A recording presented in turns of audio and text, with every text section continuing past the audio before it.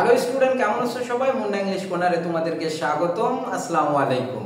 আজকে আবারও আমি হাজির হলাম তোমাদের কাছে মেডিকেল এডমিশনে 2010 ইংলিশ কোশ্চেনটা নিয়ে। আমরা খুবই নিখুঁতভাবে আলোচনা করব, এখান থেকে অনেক কিছু জানতে পারবো। তোমরা ধৈর্যশীলভাবে দেখো এবং ভিডিওটা দেখার আগে প্রথমে একটা লাইক করে দিও, দেখা শেষে একটা কমেন্ট করে দিও। চলে যাওয়া যাক কোশ্চেন থেকে। বলছো which of the following words is verb and adverb, মানে কোন কোশ্চেন অপশনের মধ্যে প্রথমে ভার্ব আছে তারপরে অ্যাডভার্ব আছে। দেখো কোশ্চেনটা, হোল্ড, ভার্ব, অল, প্রোনাউন। বুঝো বিষয়? হেয়ার, ভার্ব, সে, ভার্ব, নোন, ভার্ব, তারপরে how, adverb, make, verb, preposition. তাহলে আমরা সঠিক আনসার পেয়ে গেছি। আনসার হবে কি? বি। পরের কোশ্চেনটা দেখো, বলছো which of the following sentence the word bring is used to mean Bangladesh, মানে ঘটানো, এখানে মিস্টেক হয়ে গেছে, ঘটানো অর্থে ব্যবহৃত হয়েছে। বলছে ব্রিং শব্দটা কোন সেন্টেন্সের মধ্যে ঘটানো অর্থ প্রকাশ করছে? বলো তো এবার কোন সেন্টেন্সের মধ্যে ঘটানো অর্থ প্রকাশ করছে ভাই? He tried to bring about a quarrel between them, সে চেষ্টা করেছিল তাদের মধ্যে ঝগড়া ঘটানো। তাহলে ব্রিং অ্যাবাউট মানে ঘটানো, ব্রিং অ্যাবাউট মানে কি? ঘটানো। বাকিগুলো দেখার টাইম নাই, যদি চাও দেখাইতে পারি। দেখো, the good harvest ব্রট down the price of rice, মানে কমানো অর্থে ব্রিং ডাউন ব্যবহার করা হয়। হিজ প্রপার্টি মানে কি? সম্পদ। বলছে তার সম্পত্তি, সম্পদ না সম্পত্তি। সম্পত্তি আর সম্পদের মধ্যে পার্থক্য আছে কিন্তু, হ্যাঁ। যেমন আমার মেধা, আমার সম্পত্তি, সম্পদ যেগুলো ক্ষয় হয় না, তাই কি না? সম্পত্তি, টাকা পয়সা। তাহলে his property brings him in টাকা 5,000 a year, 5,000 না 50,000 a year। তাহলে এখানে এনে দেওয়া অর্থ প্রকাশ করছে। আবার বলছে শি ইজ ব্রট আপ, বেড়ে ওঠা অর্থে ব্যবহৃত হয়েছে। তার মানে ঘটানো অর্থে প্রথম কোশ্চেনটায় বলা আছে। এরপরে দেখো পরের কোশ্চেনটা, which of the following is the correct English translation of that Bangla sentence. বলছে বাংলা সেন্টেন্স গুলো আছে কোনটার সাথে কারেক্ট ইংলিশ ট্রান্সলেশনটা দেওয়া আছে। তুমি কি খুঁজতেছো? তার মানে তুমি কি খুঁজতেছো? Present continuous tense, what are you looking for. বাকিগুলো দেখার সময় নাই। তুমি দেখতে চাইলে আমি বলতে পারি। দেখো কোথায় ভুল আছে। আই লিভ উইথিন ভিলেজ হয় না, ইন ভিলেজ হয়। ইন দা ভিলেজ হয়, ইন ভিলেজ না, ইন দা ভিলেজ হবে। I gave a book to the boy, I বলছে আমি ছেলেটিকে একটি বই দিয়েছিলাম, পাস্ট টেন্স, তাহলে গেভ হবে। এরপরে তুমি কোথায় থেকে আসছো, হ্যাঁ, তুমি কোথায় থেকে আসছো। এই যে সেন্টেন্স গুলো ইউ এর পূর্বে ডাজ ব্যবহার করছে, তার মানে সেন্টেন্স গুলো ভুল। তাহলে অপশন কোনটা হবে? 3 নম্বর কোশ্চেনটা হবে, 3 নম্বর অপশনটা আমাদের কারেক্ট। এরপরে চতুর্থ কোশ্চেনে যাওয়া যাক। বলছে which of the following sentence has the correct use of preposition, নিচের কোন সেন্টেন্সে কারেক্ট প্রিপজিশন ব্যবহার করা হয়েছে? দেখো তো কোনটা হবে answer. he was born in a village at district, correct preposition ব্যবহার করছে at district of সিরাজগঞ্জ। ভাই ভিলেজের পূর্বে he was born in, এখানে ইন হবে। এই ভিলেজের পূর্বে ইন ব্যবহার করছে, আর ডিস্ট্রিক্টের পূর্বে অ্যাট হবে। আমরা জানি ছোট জায়গার পূর্বে অ্যাট বসে আর বড় জায়গার পূর্বে কি বসে? ইন। তার মানে সেন্টেন্সটায় প্রিপজিশনের ব্যবহার ভুল আছে। হি usually goes to bed in 11 o'clock, আমরা জানি ছোট সময়ের পূর্বে নির্দিষ্ট সময়ের পূর্বে অ্যাট বসে, এই কারণে এটাও ভুল।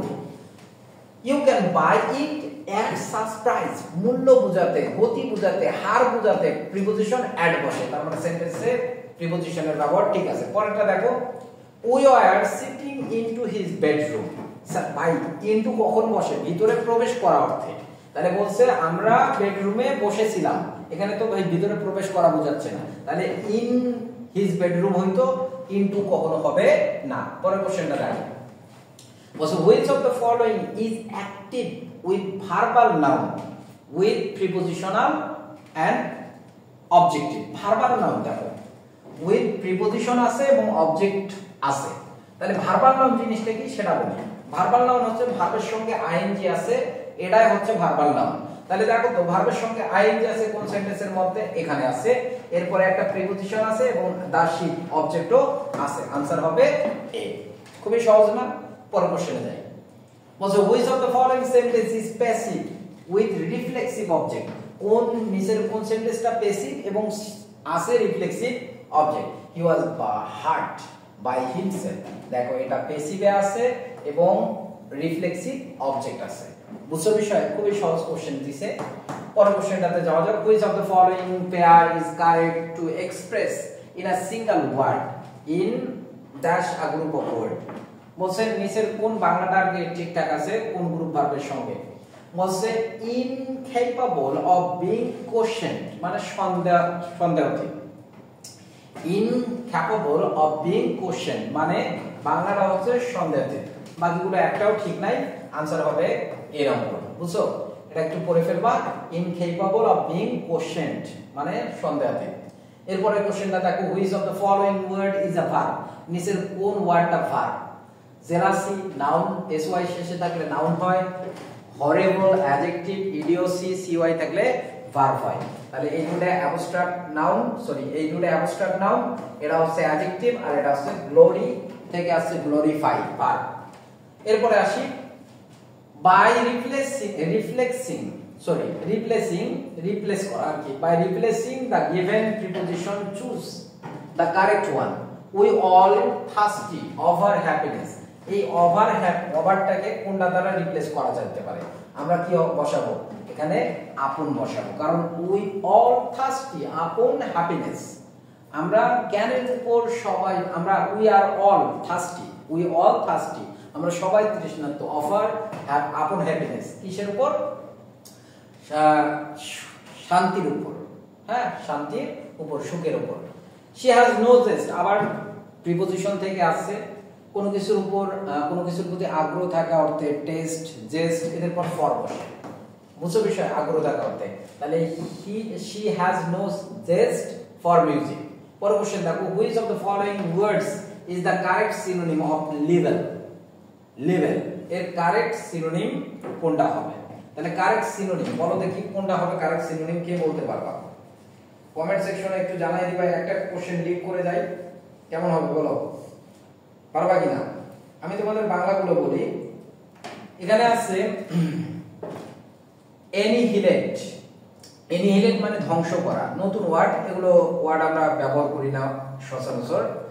এনিহিলেট মানে কি? ধ্বংস করা। কনভিন্সিং মানে তো জানো যে মানানো। কনভিন্সিং মানে কি? কোন কিছু মানানো অর্থে কনভিন্সিং ব্যবহার করা হয়। তারপরে ইনারভেটেড মানে কি? শক্তিহীন করা।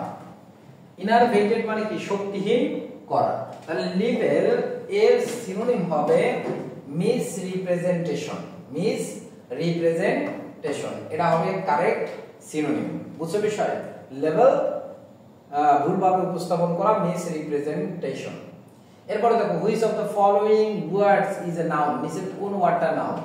এই মেডিকেল আসলে মাথা গরম করার মতো কোশ্চেন কিছু করে। হ্যাঁ, কারণ এই সেন্টেন্সের মধ্যে নাউন কোনটা সেটা খুঁজে বের করতে বলছে। অর্ডেন এটা মূলত ভার্ব। অর্ডেনটাই শুধু ভার্ব, কারণ অর্ডেন মানে সাজায় রাখা। ডেকোরেটেড সিনোনিম কি? অর্ডেন মানে সাজিয়ে রাখা। বুঝছো বিষয়? তারপরে আছে রিকোচেট। এটা ওয়ার্ড আছে কি? রিকোচেট, এটা মূলত নাউন, এটাও নাউন। ইম্প্রিমেচিউর এটাও একটা নাউন। তারপরে কি? পন্টিফিকেট। হ্যাঁ, এই যে পন্টিফিকেট এটাও একটা নাউন, কারণ পন্টিফিকেট মানে হচ্ছে ভ্রান্তিতে। পন্টিফিকেট মানে কি? ভ্রান্তিতে, এটাও নাউন। কোশ্চেন এভাবে করতে পারতো যে which of the following word is not a noun, তখন আমরা অর্ডেন লাগাইতে পারতাম। বুঝছো? তাহলে কোশ্চেনটাই করছে ভুল ভাবে। এরপরে 13 নম্বর কোশ্চেন দেখো, which of the following word is a verb. নিচের কোন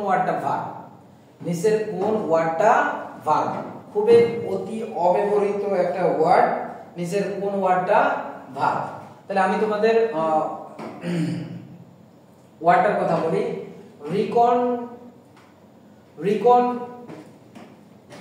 দেখো, রিকনিউটার। হ্যাঁ, এটা হবে ভার্ব, বাকিগুলো ভার্ব একটাও না। বুঝছো বিষয়? পরের কোশ্চেনটা দেখো, which of the following word is the correct synonym of level. এটা আমরা একটু আগে পড়ে আসছি। which of the following is the correct English বলছে নিচের কোন সেন্টেন্সটা কারেক্ট ইংলিশ ব্যবহার করছে তার মানে আমি তোমাদের বলি যে এটা মূলত সাবজেক্ট ভার্ব এগ্রিমেন্ট থেকে আসছে the chairman was gracious enough to give us a dinner correct English আছে বলছে these fruits are catable but those are poisonous এই যে those মূলত past tense এ ব্যবহৃত হয় এরপরে কি হয় ওয়ার হইত এই কারণে এটা ভুল আছে she was badly injured by unkind words she was badly injured by unkind word mathematics requires she was badly injured by unkind words তাহলে এই সেন্টেন্সটাও মূলত আমাদের সঠিক आंसर কোনটা হবে ম্যাথমেটিক্স রিকোয়ার্স রিজনেবল থিংকিং আমাদের সঠিক आंसर হবে ডি কারণ এখানে কোশ্চেনে ওয়্যার ছিল the chairman were gracious enough enough এর পর টু হয় বাকি সবকিছু ঠিকঠাক আছে আর ডিনার ঠিকঠাক আছে এই সেন্টেন্সের মধ্যে এই জায়গায় ভুল আছে এই সেন্টেন্সের মধ্যে দেওয়া আছে she was উইথ হইতো ইনজুরেড উইথ হয় ইনজুরেড বাই হয় না ইনজুরেড উইথ হয় এই কারণে এটা ভুল তার মানে आंसर কোনটা হবে ডি নম্বর এই ছিল আমাদের কোশ্চেন সলভ করবে 2010 সালের কোশ্চেনটা